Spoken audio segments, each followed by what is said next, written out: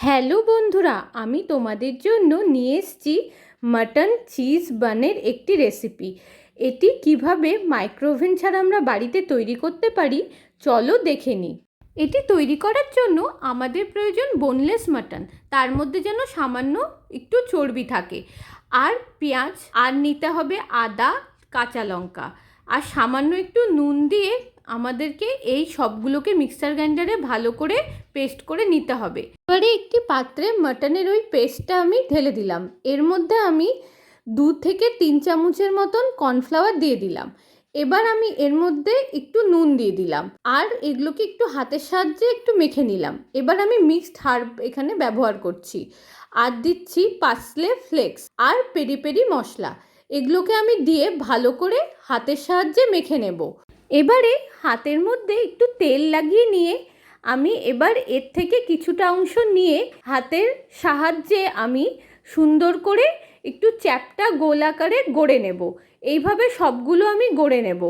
গড়ে নিয়ে এবার আমি তেল গরম করে তার মধ্যে আমি একে একে এই গড়া জিনিসগুলো দিয়ে দেব।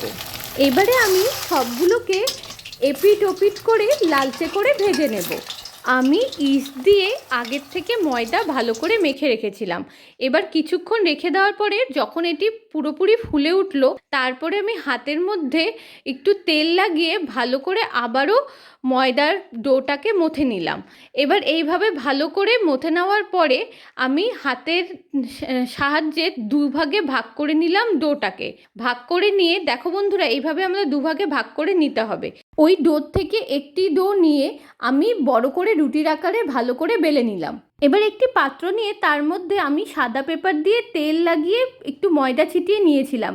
ওর মধ্যে আমি ওই যে বড় আকারের যে রুটি বেলেছিলাম সেটিকে দিয়ে ভালো করে একটু সেট করে দিলাম। তোমরা চাইলে এখানে আমার মতন পেপারও ব্যবহার করতে পারো, বা বাটার পেপারও থাকলে ব্যবহার করতে পারো। এবার আমি ওর মধ্যে দিয়ে দিলাম 1 চামচের মতন পিৎজা সস, দিয়ে তার উপরে আমি দিয়ে দিলাম তন্দুরি মেয়ো। এবার আমি দিয়ে দিচ্ছি ক্যাপসিকাম। আমি এখানে গোল গোল করে আগের থেকে কেটে রেখেছিলাম। এবার আমি ক্যাপসিকাম দিয়ে তার উপরে দিয়ে দিলাম গোল গোল করে কেটে রাখা পেঁয়াজ। এইভাবে পেঁয়াজগুলো সাজিয়ে দিয়ে গ্রেট করে মোজারেলা চিজ দিয়ে দিলাম।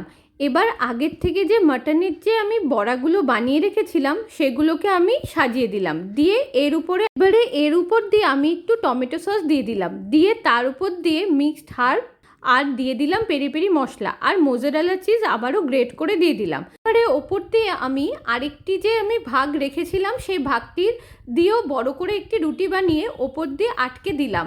এইভাবে চারিদিক দিয়ে ভালো করে আটকে দিতে হবে। একটু কাঁচায় ব্রাশ করে তার উপর দিয়ে সাদা তিল ছিটিয়ে দিতে হবে।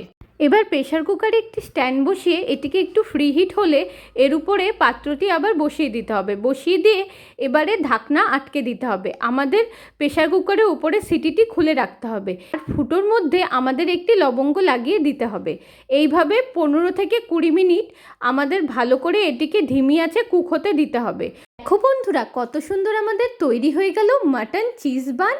তোমরা অবশ্যই বাড়িতে এটিকে ট্রাই করবে, আর কমেন্টে জানাবে কেমন লাগলো তোমাদের।